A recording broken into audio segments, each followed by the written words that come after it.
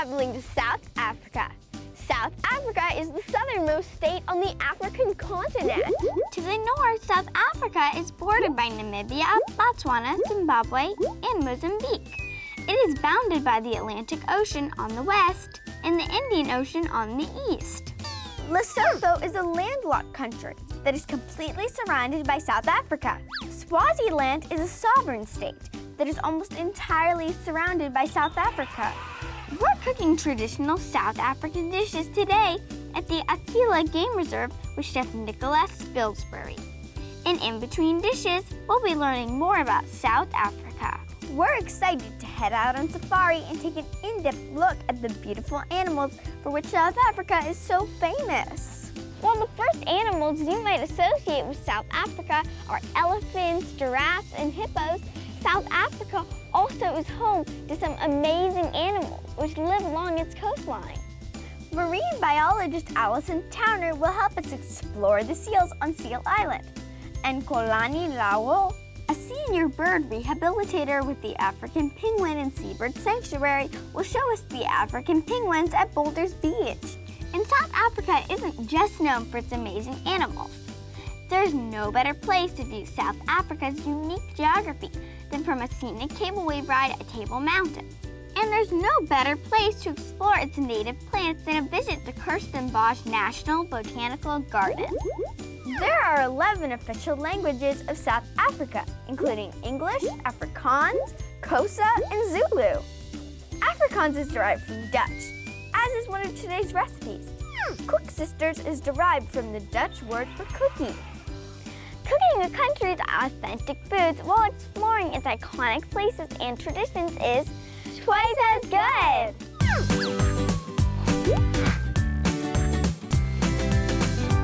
Girls, I am so excited to be cooking with you and to experience this exciting South African feast. We've got so many things for you to cook today, but the first thing, we're going to be making some exciting Mealie bread.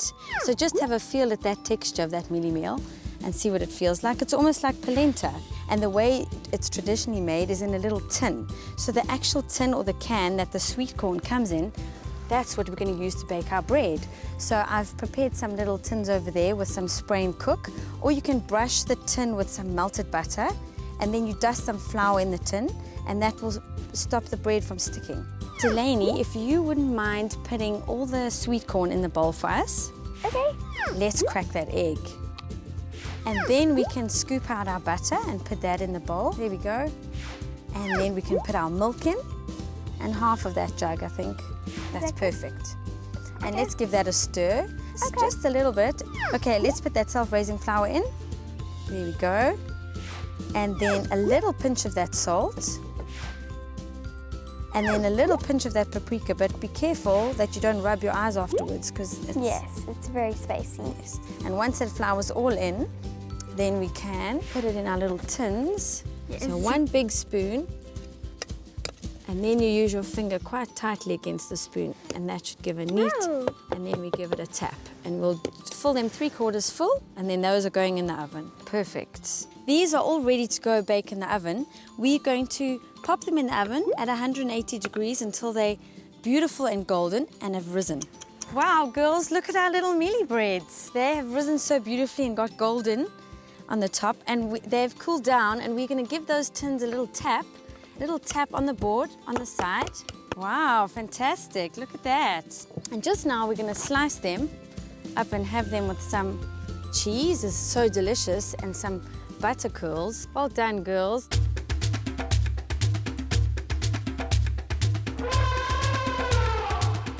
Taking a safari to observe and photograph Africa's wildlife is a tradition and an amazing journey for many who visit South Africa. In fact, the Swahili word safari means to journey.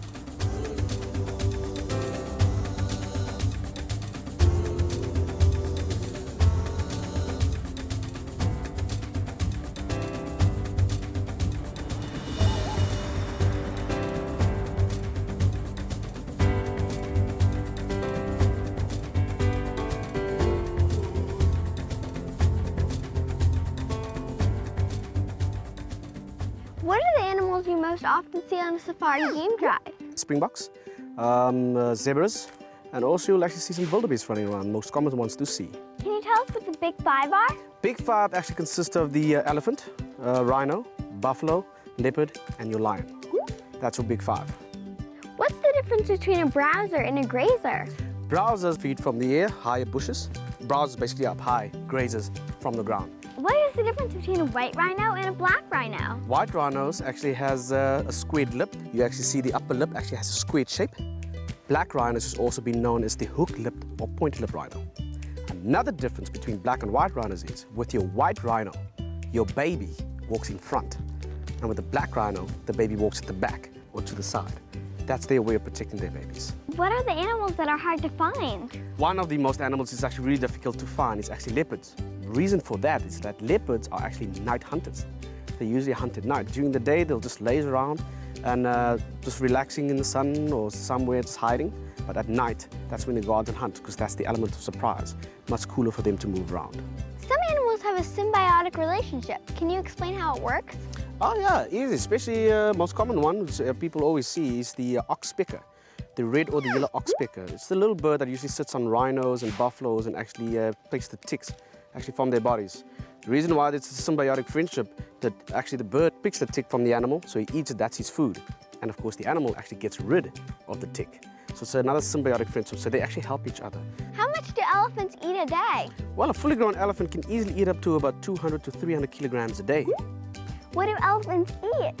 Elephants are actually completely vegetarians. They eat any vegetations they can find, but the most common actually vegetation or trees they usually love is the acacia kuru, which they usually love. The leaves actually has a very succulent in the inside.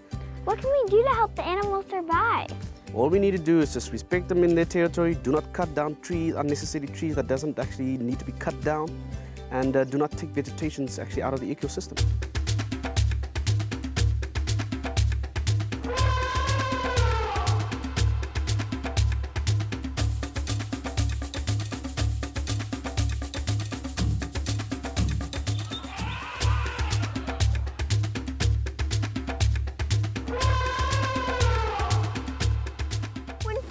Western side of the African coastline from the equator, the Cape of Good Hope marks the point where a ship begins to travel more eastward than southward. Thus, the first modern rounding of the Cape in 1488 by Portuguese explorer Bartholomew Diaz was an important sailing milestone. A decade after Diaz's voyage, Vasco da Gama, also from Portugal, navigated the same route. Sailing up the coast of Africa, he successfully opened a new European trading route with India and the Far East. Some stories suggest that the Cape was renamed the Cape of Good Hope by Portugal's King John II for the great opportunity the new trade route promised. There is a misconception that the Cape of Good Hope is the southern tip of Africa. In fact, the southernmost point is about 90 miles to the east-southeast.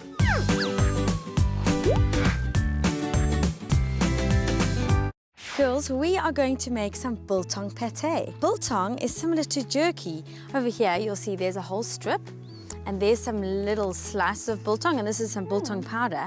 So if you would like to, you can give it a try. Those are little shavings of biltong, and those are pieces, so it's quite chewy.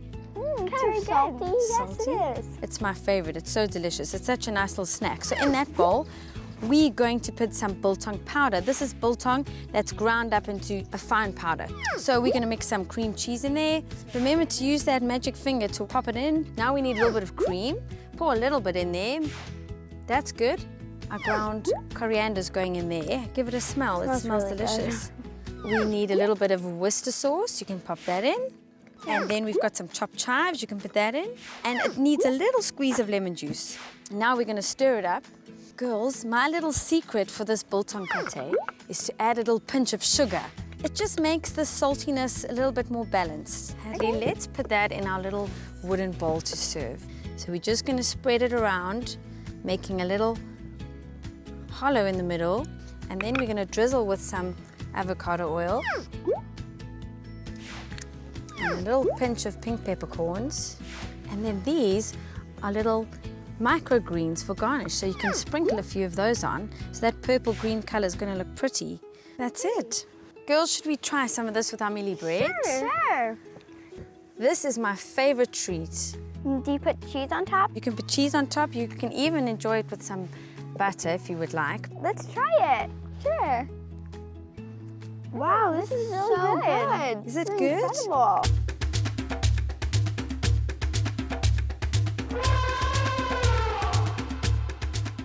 We're at Seal Island, a 2-acre landmass near Hout Bay Harbor. It's named Seal Island because so many Cape fur seals occupy it. The dense population of seals at certain times of year attracts the seal's main predator, the great white shark. We're here with marine biologist Allison Towner. Allison is part of the Dyer Island Conservation Trust and is an expert on the seals and sharks which live along the coast of South Africa. How many seals live at Seal Island? Well, the population of Cape fur seals in South Africa is actually about 2 million, so they're pretty plentiful. This is one of the smallest seal colonies in South Africa, and it's a couple of thousand individuals. What do these guys eat? Cape fur seals spend a lot of their time at sea foraging, and specifically 70% of their diet is actually bony fish species. Are there a lot of sharks in this area? South Africa is pretty much one of the most renowned places on the planet for great white sharks, and our population here is possibly up to a couple of thousand. And the Cape fur seal is for sure one of their staple prey resources. Can they survive a bite from the great white shark? It all depends on the severity of the bite, but if the seal's lucky enough to escape without too much damage, then yes, they can survive. Do these seals live here all the time? Yes, so they live here on the rock. They will forage, they will go away from the rock in order to find food, but normally they will return back to this colony again and again. What are those birds over there? So we've got different species of seabirds here on the island, but there are a few seal colonies that are shared habitats with Cape cormorants. So everything is very much within a balance here, and if the seals become too numerous, then that can impact on the penguin numbers. And currently in South Africa, that's the situation right now. How do the sharks hunt the seals? But once the seals go out to forage, they're essentially in no man's land, and you've got these deep water drop-offs that a great white shark can utilize very cleverly. They can remain kind of conspicuous to their prey while they stealth down there, and then they rush up as fast as they can at the silhouette on the surface. It's absolutely spectacular. You see them come right up out of the water here in South Africa, so that's how they hunt.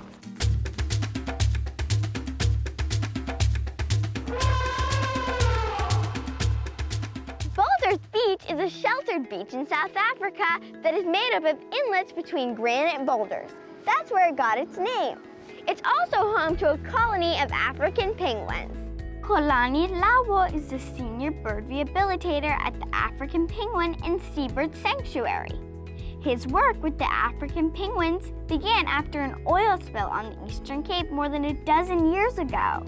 Our mission is to save the African penguin species. We're doing our best to look after the injured penguins, oil penguins. Sometimes they come in with the seal bite wounds, shark bite. So if we're not doing the work we're doing today, in 15 years' time, these penguins are going to extinct. From early 1950s, we've been losing 90 penguins a week. That's from oil, that's from fishing line entanglement, that's from the propellers from the boats, and then also the sails. What are the most common injuries that you see? Mostly, especially in Gansbaai, it's the seal bite wounds. We've got 60,000 seals sitting just behind the penguin colony. We only have 800 breeding pairs. Can you tell us a little bit about the African penguin? There's not a lot different about this guy from the other penguins. Because I worked before with Africa with the king penguin, the rockhopper, and the macaroni. All of those guys, they don't bite. The king penguins, we call them gentle giants. But when it comes to these guys, yeah, one mistake you move, one move you do wrong, they bite you. What is the purpose of the pink patch of skin above the penguin's eye?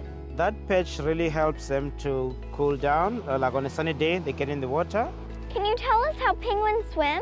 One thing we know about the African penguins, they're very quick in the water. The speed is 20 kilometers an hour. So they can dive up to 20 meters. They can hold the breath up 5 minutes. Yeah.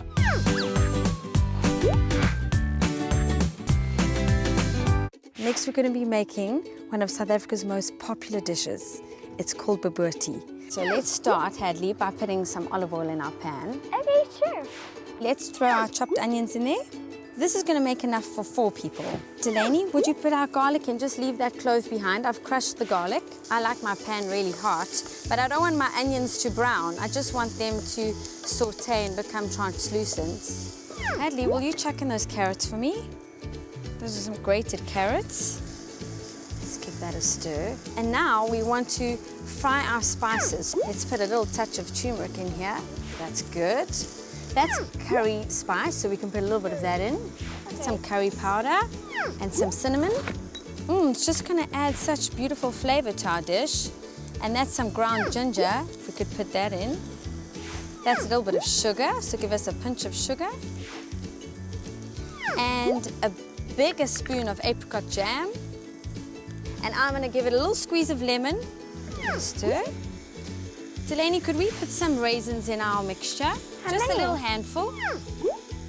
Thank you. And then we've got some flaked almonds. I love flaked almonds. And now we're going to put all our mince inside. How long does the beef cook for? Just for 2 minutes until it gets nice and brown. Let's give it some salt and pepper. Okay, let's let that cook. And now we're going to soak some bread in milk. So both of you can crack an egg for me in that bowl. So together with our eggs, we're going to add a little bit of milk. This is a savory custard that we're going to put on top of our bobotie. Whisk it till it's nice and smooth. That looks perfect, girls. Thank you so much. So next, we're going to break up that piece of white bread and put it in this bowl of milk so that the bread gets all soft. Let it soak up the milk like a sponge. Oh, fantastic. Now, with your hands, break up that soggy bread into the beef mixture, and I'm going to keep stirring. This is going to make our beef nice and creamy. It's going to bulk it up, make it into more of a beef mixture than it already is. Then we're going to put our beef mixture in the bottom, and we're going to put the egg custard on top. So we're going to fill it half full and then press it down using your spoon. This is that little egg mixture that we made. So we're going to carefully pour this on top just to cover the beef. And then a very important ingredient that we haven't used yet. Bay leaf? Yeah, we're going to put a bay leaf on top. They look so good, don't they? I'm going to put them in the oven. Wow, girls, your boboties are made. Would you like to have a try? Okay, sure. This is really good. Is it delicious?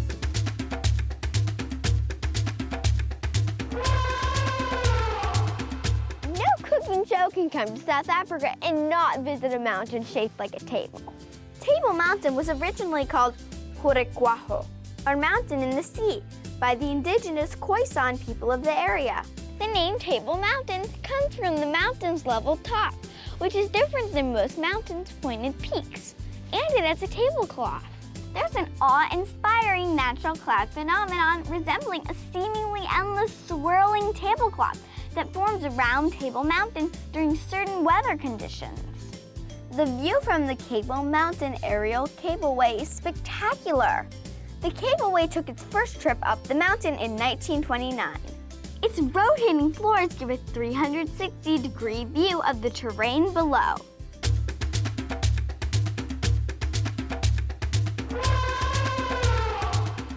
Kirstenbosch National Botanical Garden was established in 1913 with a mission to conserve and display the flora of the region, and was the first botanical garden in the world to be devoted to a country's indigenous flora. The Centenary Tree Canopy Walkway is a curved steel and timber bridge which travels from the forest floor, through the trees and up above the canopy. The design for the walkway was inspired by the skeleton of a snake. This is the Boom Slong, a walkway through the park that's designed to look like a snake. Among the unique regional plants and trees here is the candelabra tree, which has a white milky sap, which can be toxic. The Khoisan people smeared the sap on arrowheads when they required a powerful poison. In fact, the Afrikaans name, now Wam, is derived from the Khoisan name for this tree, which means powerful. The aloe by Barry, commonly known as the tree aloe, is South Africa's tallest aloe. The tree was named after naturalist Mary Elizabeth Barber in 1874, after Mrs. Barber discovered the tree growing in the Eastern Cape. Strelitzia is the emblem of the botanical gardens. It's also known as the bird of paradise flower. The Strelitzia is normally an orange color, but this unique hybrid, which was created at the Kirstenbosch, is yellow in color. It was originally called Kirstenbosch Gold because it was hybridized here at the Botanical Gardens, but in honor of South Africa's first democratic president, it was renamed Mandela's Gold.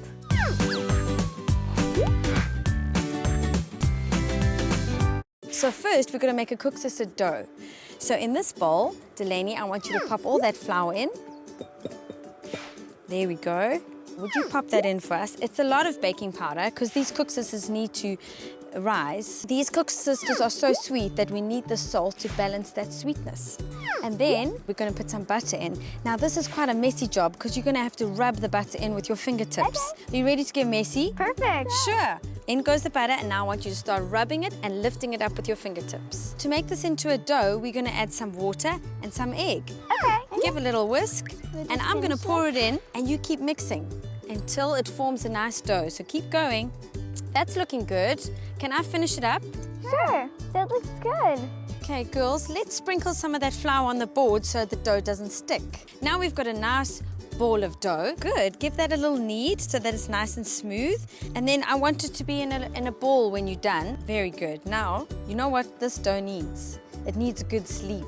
So this dough is going to rest 3 hours. I'm going to put it in a bowl and I'm going to cover it with a piece of cling wrap. Okay, good night.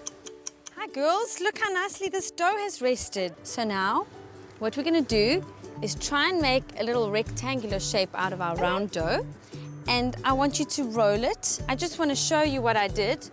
I made a lemony, cinnamony syrup. So there's some naartjies in that. Have a look. This is a naartjie. I'm going to tear it open. Its flesh is quite soft. Oh, wow. Wow. Smells so good. That's our naartjie. Oh, that dough is looking good. I've put some oil on the stove, and to test its temperature, I'm going to cut a little bit of this dough off and just test my oil. Be careful, the oil's so hot. And now it's bubbling, and it's going to rise and float to the top. And they're going to be golden, and then we're going to drop them into our cold syrup. So I'm making sure that I have a rectangle, and I'm going to cut it down the middle. So this one we're going to twist, and you keep twisting until you get to the end, and then you squeeze the ends together. Okay, can we pop the little ones in the oil? Okay, let's watch those cook, and then we'll do our 3 sisters. Wow, look how quick that is. Wow. Don't they look delicious? These have cooled down. You can pop them all in. Now they're going to get nice and tasty. Girls, look how delicious these Koeksisters look. Yes, they look really good. I'm going to put them on this board for us. These are real sticky. Would you like to take them out for us, Hadley? Sure. This is cold, so take some out with the tongs and put them on the board. These are little enamel mugs, so we're going to put them in there. Absolutely, put them in. Let's make a whole mug full of them. Would you like to try one? Sure. They are very sweet. They taste like oranges.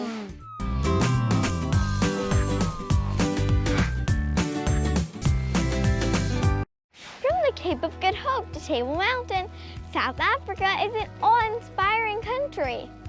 With its rich and diverse culture and culinary traditions, South Africa isn't just good, it's twice as good!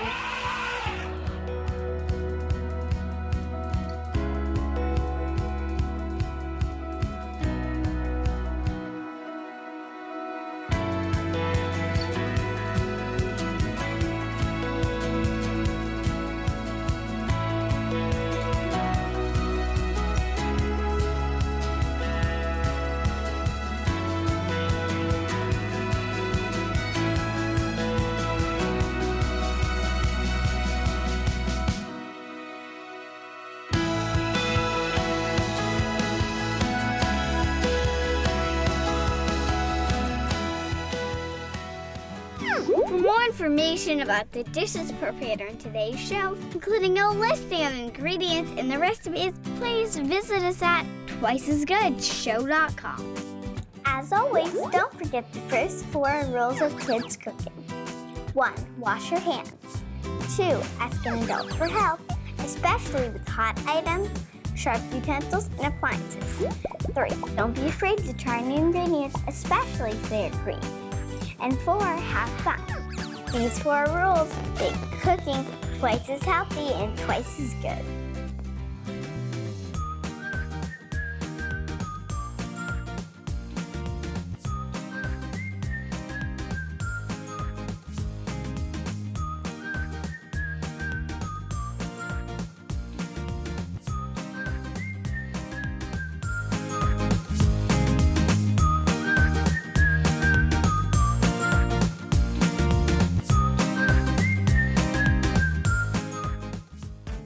Twice as Good with Hadley and Delaney is brought to you by Millie.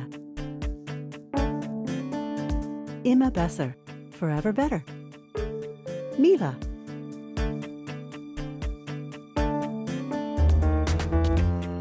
And by Cuties. Cute you can eat. Cuties.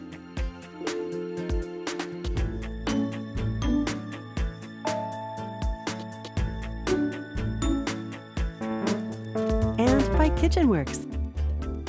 Wherever we go, that's where the party's at. KitchenWorks.